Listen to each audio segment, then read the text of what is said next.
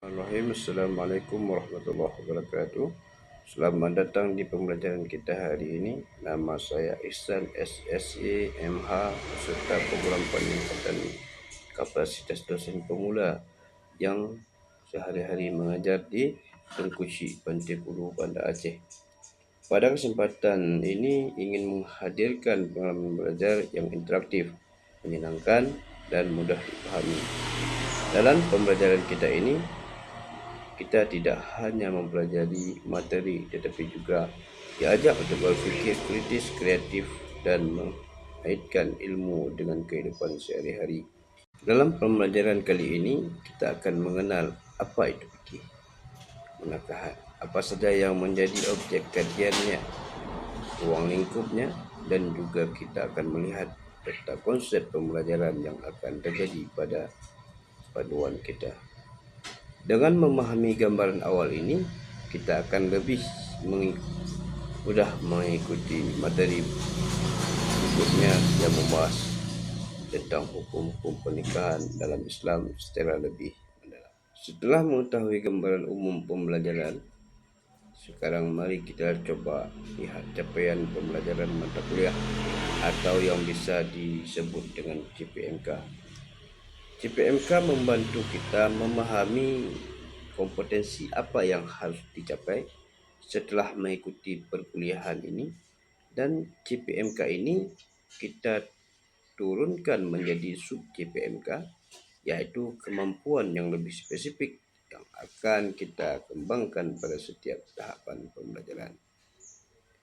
Dengan memahami CPMK dan sub CPMK, kita akan tahu arah pembelajaran kita, apa saja yang harus dikuasai, dan bagaimana materi berkontribusi pada penguasaan kompetensi di bidang hukum keluarga Islam, khususnya fikih munakahat.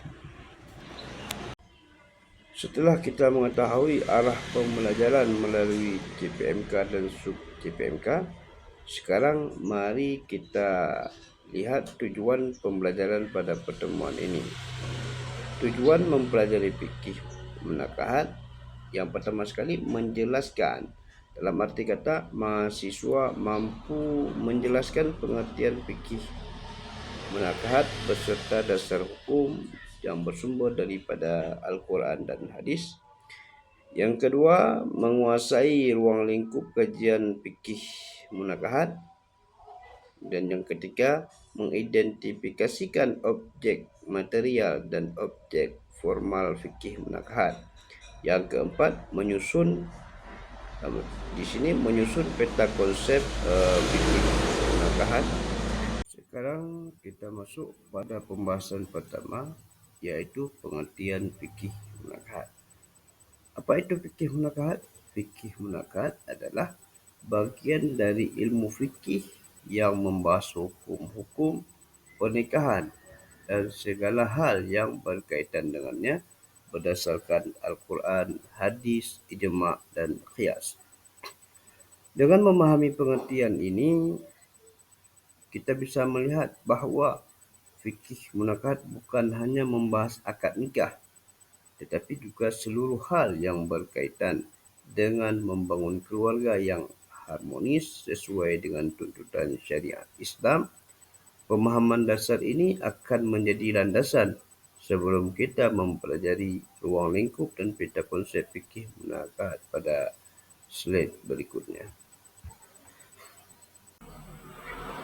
Setelah kita memahami fikih munakahat secara umum, di sini coba akan kita melihat di dalam undang-undang perkahwinan. Di sini saya tentukan Undang-Undang Nomor 1 Tahun 1974 tentang perkahwinan. Bagaimana disebutkan dalam Undang-Undang Nomor 1 Tahun 1974?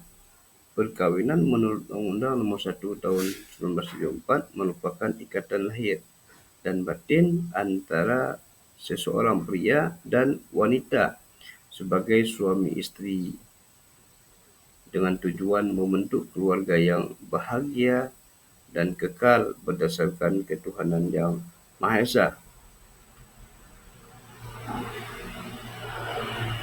Kemudian dalam KHI di pasal 2 dijelaskan bahawa perkahwinan adalah akad yang sangat kuat, misalkan galizan, untuk mentaati perintah Allah dan melaksanakannya merupakan ibadah. Sekarang kita akan membahas tentang objek kajian fikih munakahat. Objek kajian fikih munakahat itu ada dua. Ada objek material dan ada objek formal. Objek material kajian fikih munakahat adalah segala hal yang berkaitan dengan hukum-hukum perkahwinan dalam Islam, meliputi akad nikah, hak dan kewajiban suami isteri, perceraian, serta hal-hal yang terkait dengan kehidupan rumah tangga. Dan objek formalnya adalah pendekatan atau metode yang digunakan dalam memahami, menganalisis dan menerapkan hukum-hukum tersebut sesuai dengan kaedah fikih dan usul fiqh. Dengan memahami perbezaan ini, kita bisa melihat bahawa objek formal berbicara apa yang akan dikaji, sedangkan mengenai berbicara tentang objek material adalah bagaimana cara mengkajinya. Pemahaman ini menjadi bekal penting untuk melanjutkan pembelajaran fikih munakahat secara umum. Setelah memahami pengertian objek kajian fikih munakahat, sekarang mari kita lihat ruang lingkup kajiannya. Ruang lingkup kajian fikih munakahat mencakup seluruh hukum yang berkaitan dengan pernikahan dan kehidupan rumah tangga dalam Islam, yang meliputi antara dimulai dari awal dari peminangan ataupun yang biasa disebut dengan khitbah, kemudian akad nikah, ada rukun nikah, syarat nikah, wali nikah, saksi nikah, hak dan kewajipan suami isteri, dan iddah dan rujuk, dan ada hak asuh anak, kemudian ada perwalian dan nasab, perkahwinan, beda agama, pernikahan siri, dan pencatatan perkahwinan. Ini merupakan ruang lingkup kajian fikih munakahat. Dengan memahami ruang lingkup ini, kita dapat melihat bahawa fikih munakahat tidak hanya berbicara tentang akad nikah, tetapi juga mengatur seluruh kehidupan keluarga dalam perspektif hukum Islam.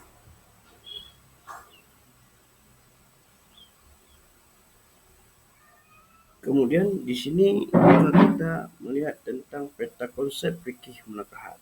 Peta konsep fikih munakahat, ketentuan awal itu membahas tentang khitbah. Khitbah itu peminangan. Bagaimana kita diawali peminangan sampai menikah. Kemudian ada akad dan proses.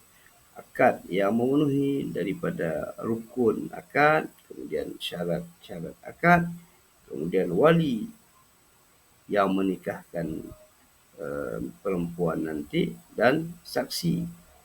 Kemudian ada akibat hukum. Hukum perkahwinan, hukum pembatalan nikah, fasakh dan lain sebagainya. Ini masuk dalam pada akibat hukum. Akibat hukum ini biasanya diawali setelah melangsungkan akad perkahwinan. Jadi sudah mulai timbul tentang akibat hukum. Sebagai contoh, akibat yang timbulkan daripada setelah akad itu adanya hak dan kewajiban antara kedua pasangan, baik si isteri maupun si suami. Alhamdulillah, kita sudah sampai pada akhir pembelajaran hari ini. Kita telah mempelajari pengertian fikih munakahat, kemudian ada objek fikih munakahat, ada ruang lingkup fikih munakahat hingga peta konsep fikih munakahat sebagai dasar untuk memahami materi inti pada pertemuan selanjutnya. Sebagai penguatan pemahaman kita semua, kita akan mengerjakan tugas, yang mana tugas ini nanti boleh dikirimkan via online.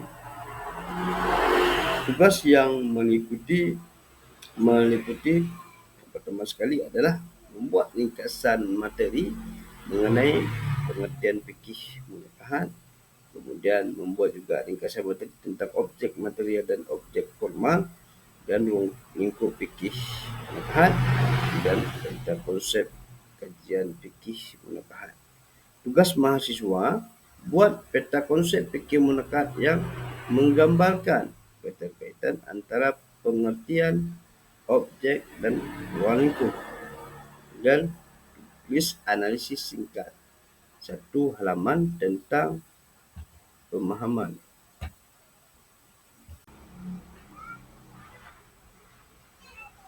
Demikian pemaparan singkat ini kami sampaikan. Mohon maaf atas segala kesalahan. Wabillahi taufiq hidayah. Assalamualaikum warahmatullahi wabarakatuh.